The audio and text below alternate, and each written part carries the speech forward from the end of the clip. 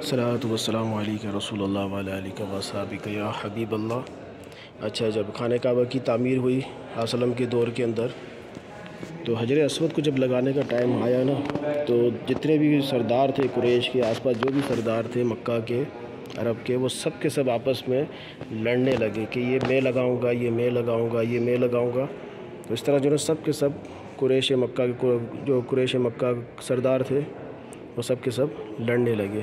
تو فیصلہ یہ ہوا کہ جو بھی شخص حرم کے اندر داخل ہوگا وہی ہمارا فیصلہ کرے گا، یعنی وہ جو بھی کہے گا مانیں گے، یعنی جس کی طرف اشارہ کرے گا ہم مان لیں گے۔ تو سب سے پہلے شخص داخل ہونے والے نبی پاک صلی اللہ علیہ وسلم کی ذات ہوئی۔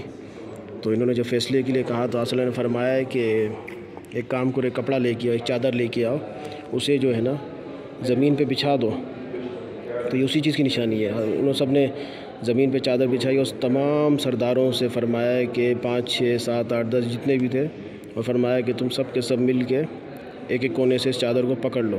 تو تمام سرداروں نے اس چادر کو پکڑا، حجر اسود کو لے کے گئے خانہ کعبہ کے پاس اور جا کے لگا دیا۔ تو ماشاءاللہ اس طرح سے نبی صلی اللہ علیہ وسلم نے کتنا پیارا فیصلہ فرمایا تمام سرداروں کے درمیان میں۔